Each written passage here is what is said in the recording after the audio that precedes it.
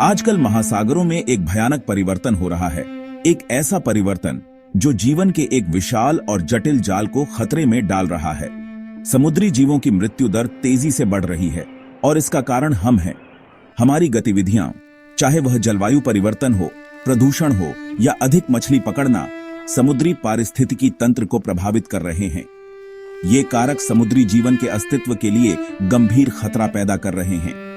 कई प्रजातियां विलुप्ति की कगार पर पहुंच गई हैं और यदि हमने समय रहते कदम नहीं उठाए तो हमारे महासागर खाली हो जाएंगे, जो जीवन से रहित नीले रेगिस्तान बन जाएंगे। इस वीडियो में हम उन कारणों का पता लगाएंगे जो इस विनाशकारी प्रवृत्ति को बढ़ावा दे रहे हैं और यह समझने की कोशिश करेंगे कि हम अपने ग्रह के इस महत्वपूर्ण हिस्से को कैसे बचा सकते हैं। हमारे ग्रह का तापमान बढ़ रहा है और इसका प्रभाव समुद्रों पर स्पष्ट रूप से दिखाई दे रहा है।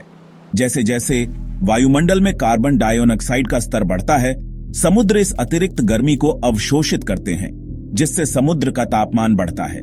यह तापमान वृद्धि समुद्री जीवों के लिए विनाशकारी साबित हो रही है।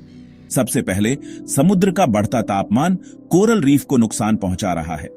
कोरल, जो वास्तव में छोटे जीवों के विशाल उपनिवेश हैं, तापमान में छोटे से बदलाव के प्रति भी बहुत संवेदनशील होते हैं।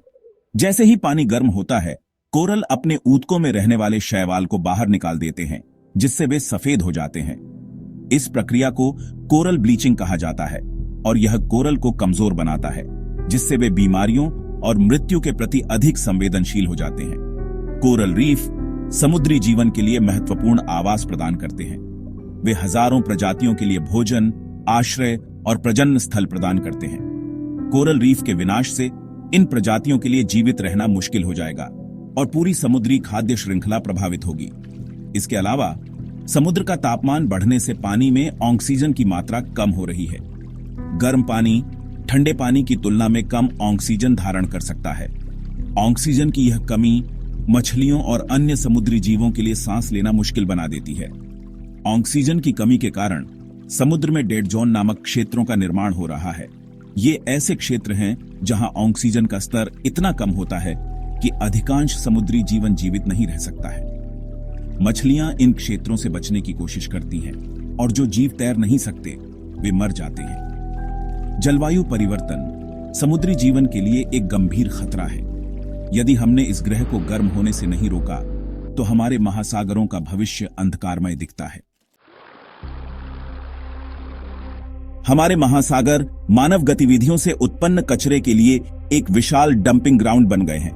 हर साल लाखों टन प्लास्टिक, रसायन और अन्य प्रदूषक समुद्र में प्रवेश करते हैं, जिससे समुद्री जीवन को गंभीर खतरा पैदा होता है। प्लास्टिक प्रदूषण समुद्री जीवों के लिए सबसे बड़ा खतरा बन गया है। हर साल अनुमानित 8 मिलियन टन प्लास्टिक समुद्र में प्रवेश करता है और यह प्लास्टिक सदियों तक समुद्र में बना रहता है। धीरे धीरे छोटे छोटे टुकड़ों में टूटता रहता है, जिन्हें माइक्रोप्लास्टिक कहा जाता है। समुद्री जीव अक्सर प्लास्टिक को भोजन समझकर निगल लेते हैं।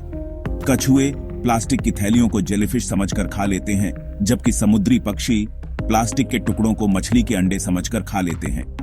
प्लास्टिक इन जानवरों के पाचन तंत्र में फंस जाता है, जिससे वे भूख से मर जाते हैं क्योंकि वे असली भोजन नहीं पचा पाते हैं। प्लास्टिक प्रदूषण के अलावा औद्योगिक कचरा और कृषि में इस्तेमाल होने वाले रसायन भी समुद्र में मिलकर पानी को जहरीला बना रहे हैं।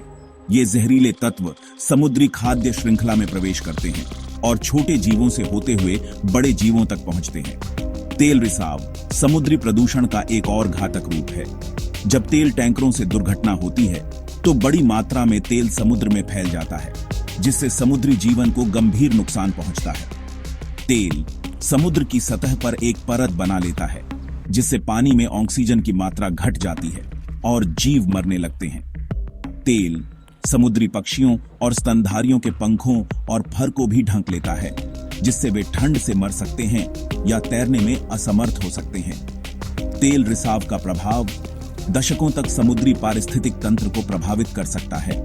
समुद्री प्रदूषण एक गंभीर समस्या है जिसके लिए तत्काल कार्रवाई की आवश्यकता है।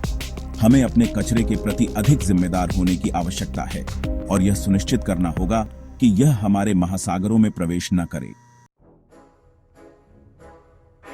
चैप्टर 3 मछली मानव आहार का एक महत्वपूर्ण हिस्सा है, लेकिन जरूरत से ज्यादा मछली पकड़ना समुद्री पारिस्थितिक तंत्र के लिए विनाशकारी साबित हो रहा है। जब हम मछली को उस दर से पकड़ते हैं जो उनकी प्रजनन क्षमता से अधिक होती है, तो मछली की आबादी में गिरावट आती है और कुछ मामलों में वे पूरी तरह से गायब भी हो जाती हैं। अत्यधिक मछली पकड़ने से समुद्री खाद्य श्रृंखला प्रभावित होती है। जब बड़ी संख्या में मछलियां पकड़ी जाती हैं, तो शिकारियों जैसे शार्क और शिकार, छोटी मछलियां और प्लवक के बीच संतुलन बिगड़ जाता है। शिकारियों को पर्याप्त भोजन नहीं मिलता है और उनकी आबादी में गिरावट आती है। वहीं दूसरी ओर शिकार की आबादी अनियंत्रित रूप से बढ़ती है, जिससे अन्य समस्याएं पैदा होती हैं। अत्यधिक मछली पकड़ने का प्रभाव तटीय समुदायों पर भी पड़ता है, जो अपनी आजीविका के लिए मछली पकड़ने पर निर्भर हैं। जब मछली की आबादी में गिरावट आती है, तो मछुआरों को कम मछली मिलती है, जिससे उनकी आय प्रभावित होती है। अत्यधिक मछली पकड़ने की समस्या को दूर करने के लिए हमें स्थायी मछली पकड़ने की प्रथाओं को अपनाने की आवश्यकता है।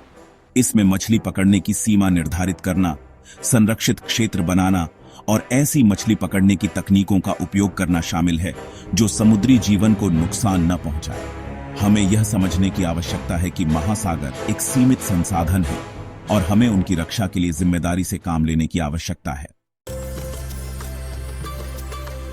पूत्रों, हमारे महासागर ग्रह के जीवन रक्षक हैं। वे हमें ऑक्सीजन प्रदान करते हैं, हमारे जलवायु को नियंत्रित करते हैं और लाखों लोगों के लिए भोजन और आजीविका प्रदान करते हैं। लेकिन आज हमारे महासागर खतरे में हैं। जलवायु परिवर्तन, प्रदूषण और अत्यधिक मछली पकड़ना समुद्री जीवन के लिए गंभीर खतरा पैदा कर रहे हैं। यदि हम इस ग्रह को बचाना चाहते हैं, तो हमें अपने महासागरों की रक्षा करनी होगी। हमें अपने कार्यों के परिणामों के प्रति जागरूक होने की आवश्यकता है और यह समझने की आवश्यकता है कि हमारे हर कार्य का प्रभाव समुद्री जीवन पर पड़ता है। यह समय कार्रवाई करने का है। हमें अपने नेताओं से स्थायी नीतियों की मांग करनी चाहिए, अपने समुदायों में बदलाव लाने चाहिए और अपने दैनिक जीवन में ऐसे विकल्प चुनने चाहिए जो हमारे महासागरों की रक्षा करें। हमारे ग्रह का भविष्य इस पर निर्भर करता है।